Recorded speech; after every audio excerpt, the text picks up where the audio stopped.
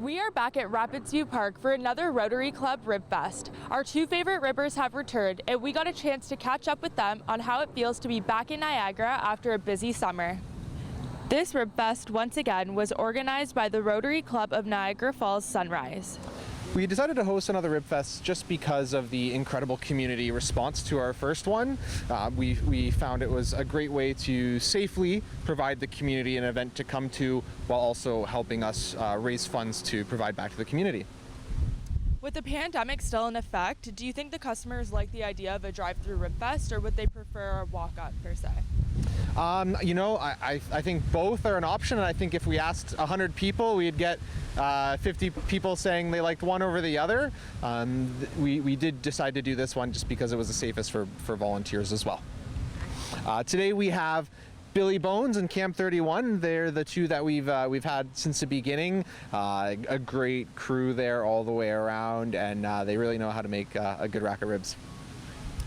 So 3 months later, and we are back for another Rib Fest. How does it feel to be back a second time around? It's amazing. We've been working, ever since we were here the first time, we were working to make sure that we could do this event again. It was a huge success the first time, raised a lot of money for the local Rotary and the community of Niagara.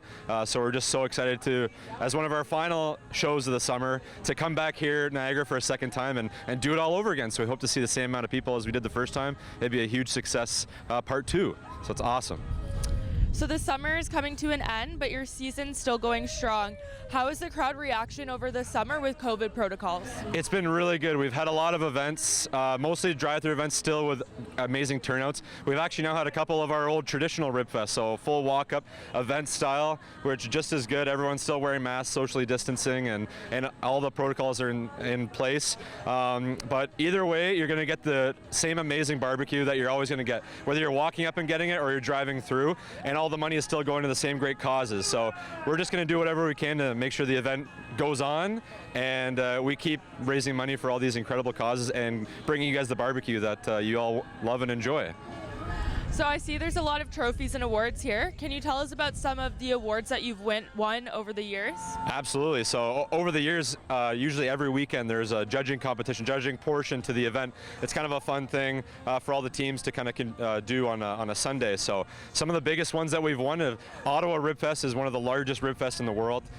We typically are always up in the top three. Canada's largest Rib Fest, hence the name Burlington.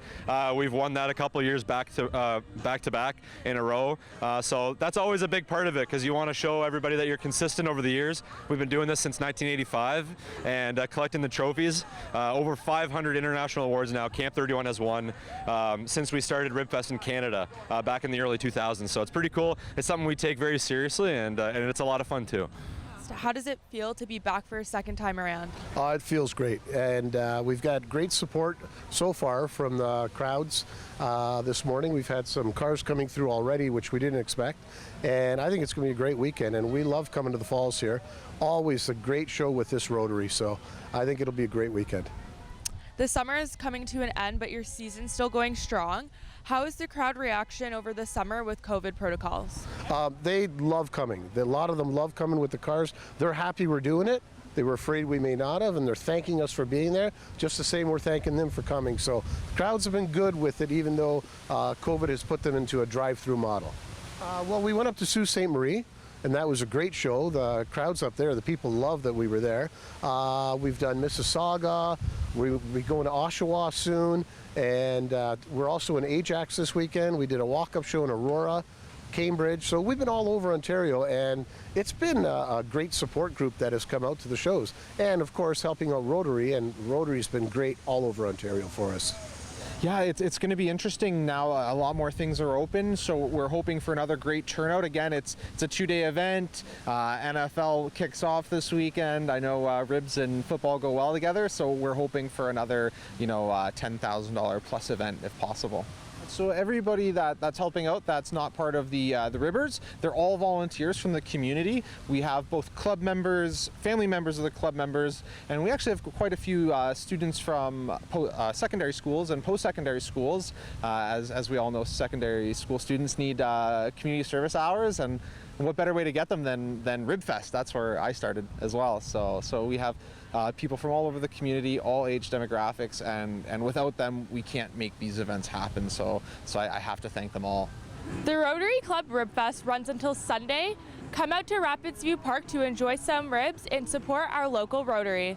In Niagara Falls, reporting for The Source, I'm Kennedy Reynolds.